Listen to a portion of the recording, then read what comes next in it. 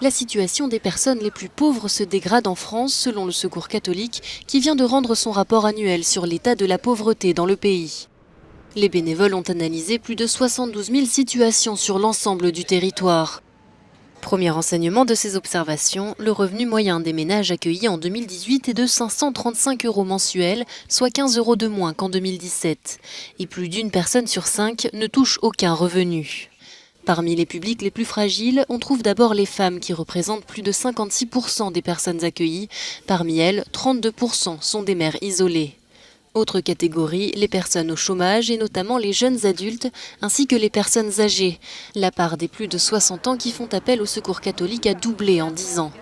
Enfin, les personnes migrantes sont les plus vulnérables. Il y a un durcissement des politiques à l'égard des personnes étrangères. Donc les délais pour régulariser une situation sont de plus en plus longues. Il est de plus en plus difficile d'accéder à un statut légal stable. Sans un statut légal stable, il n'y a pas des droits au travail et il n'y a pas non plus des droits aux aides sociales. Le Secours catholique s'inquiète de la réforme de l'assurance chômage et de la future réforme des retraites qui devrait fragiliser encore plus les personnes vulnérables. L'association appelle à une refonte en profondeur des politiques publiques.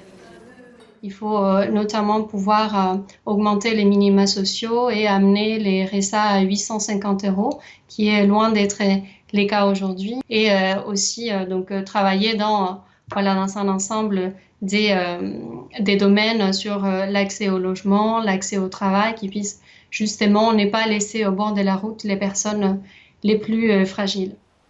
Le Secours catholique appelle aussi à une réelle politique d'intégration des personnes migrantes. L'association rappelle que 70% des étrangers arrivés en France il y a plus de 10 ans vivent toujours sous le seuil de pauvreté extrême aujourd'hui.